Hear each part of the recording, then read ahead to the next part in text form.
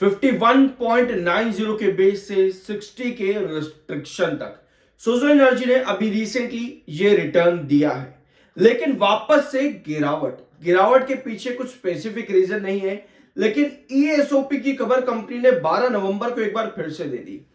आप लोगों को याद होगा, मैं आप लोगों के साथ लगभग 3 से 4 बार ईएसओपी का सारा डाटा स्क्रीन पर रख चुका हूं, वीडियोस में, अलग अलग वीडियोस में रख चुका हूं कि हर ईएसओपी के बाद में, ऑलमोस्ट हर ईएसओपी के बाद में गिरावट आती है। जब भी कंपनी ईएसओपी पर कोई खबर देती है, अलॉटमेंट पर या कुछ भी, हर बार गिरावट देखने को मिली है।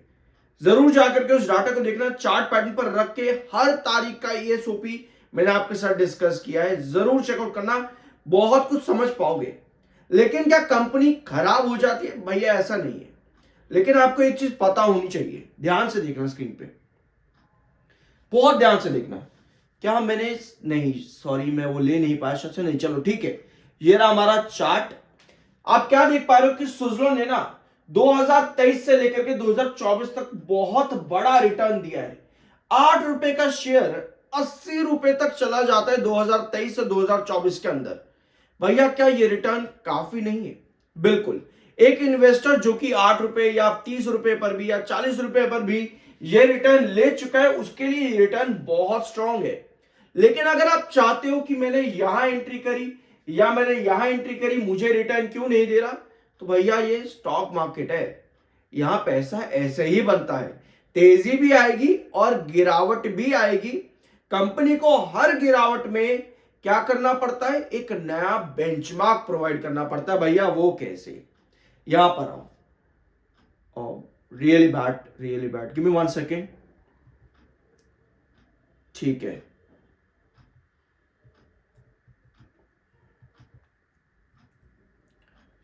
ठीक है, वापस आते हैं अब आपके डाटा पे। पहले हमारे पास है म्यूचुअल फंड्स का डाटा।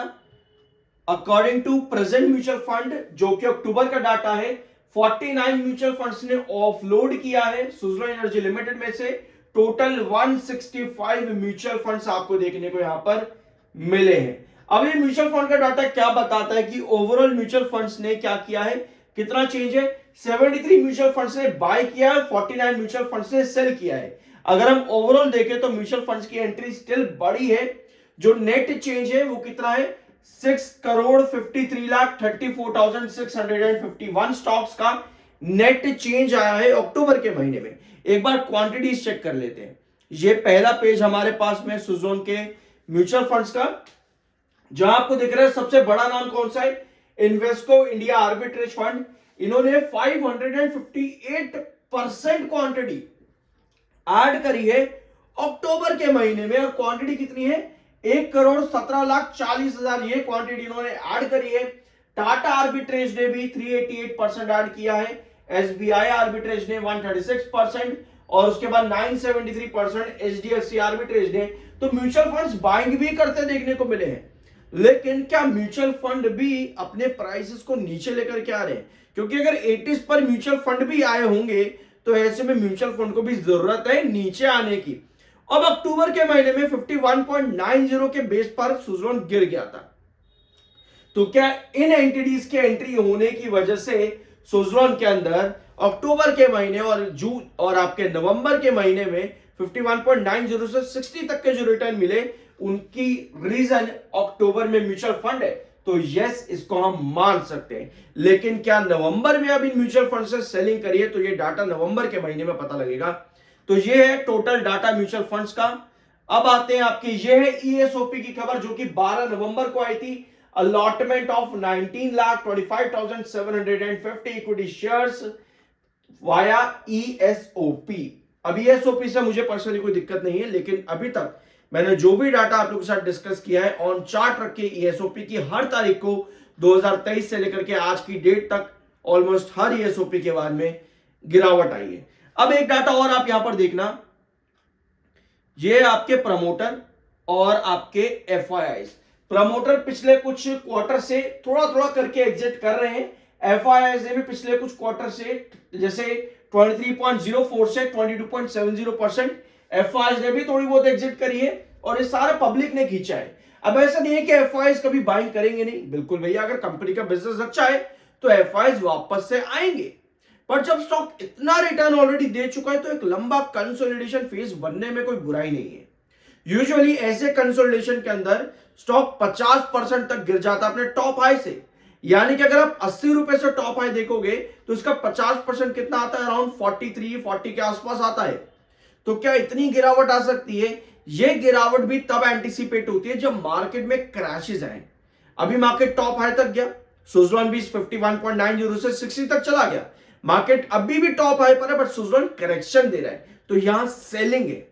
ठीक है, हमारे पास सारे फैक्टर्स अब यहां पर इकट्ठे हो जाते हैं। अब आते हैं आपके अगले फैक्टर पर, जहां पर कंपनी के सीईओ का स्टेटमेंट क्या है ये देखना भी जरूरी है। इनका स्टेटमेंट है कि कंपनी अपने प्रोजेक्ट के एग्जीक्यूशन को स्पीड अप करेगी, जो कि एक बड़ा कंसर्न रहा है पिछले पास्ट में कंपनी का, सुजलॉन का।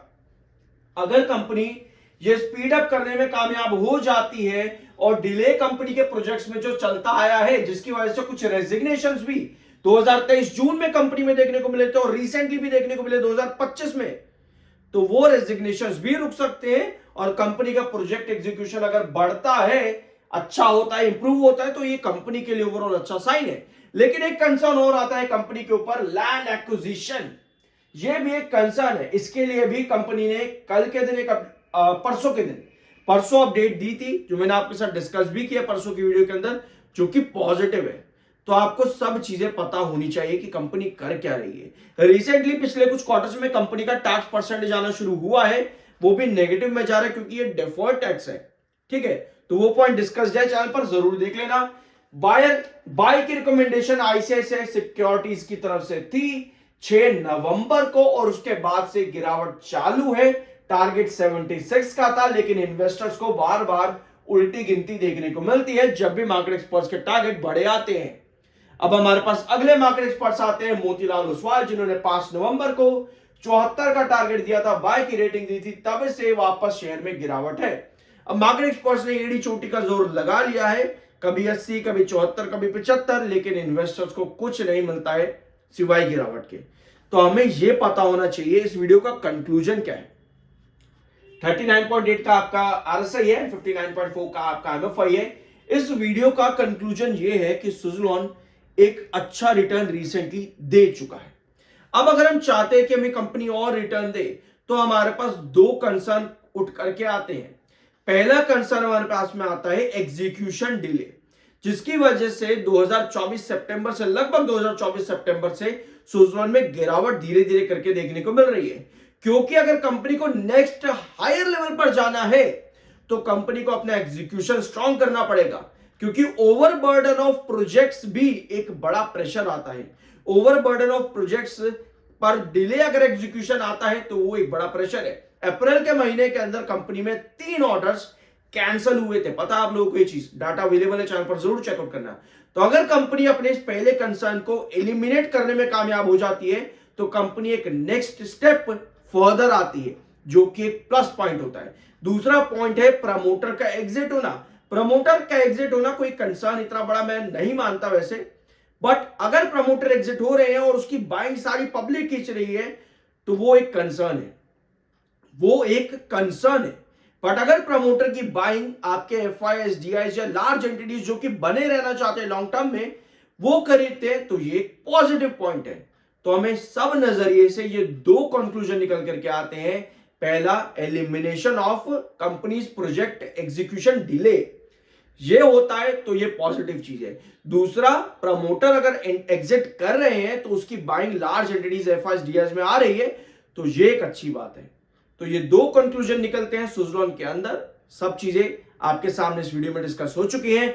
सब्सक्राइब करना चाहो तो कर देना। I am NISM certified. मिलता अगले वीडियो में।